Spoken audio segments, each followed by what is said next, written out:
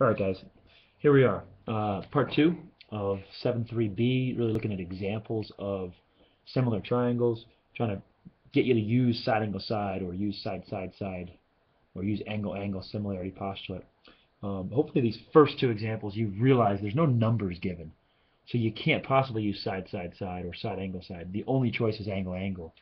Um, and the first pair of angles on this one is given, so that one's pretty easy.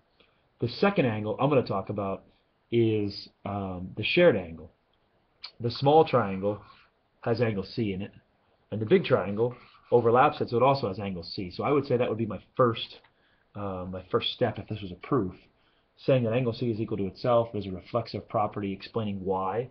My reasoning here is not just angle angle, it's also some things that lead into that. So it's like a little mini proof.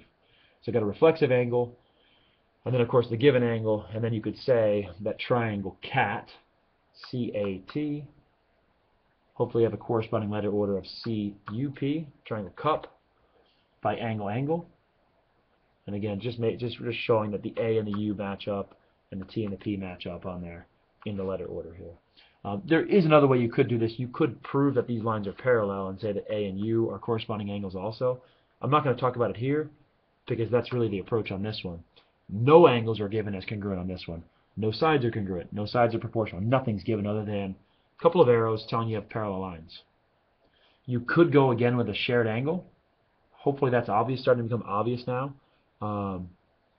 When you look at those two triangles, hopefully you see O is your shared angle on there. So you could use that as a reflexive step again. O is congruent to itself. They both share that angle. And then the parallel lines allow you to get either D and F congruent, because they're corresponding angles of parallel lines, or you could go G and X. Now don't just use one letter for angle X, because then you don't know which side we're talking about.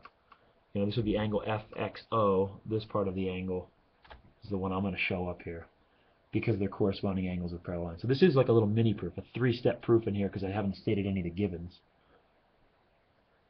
The third step, of course, is identifying the similar triangles. I chose to go angle dog. And of course, if I go triangle dog, I'd have to go triangle fox.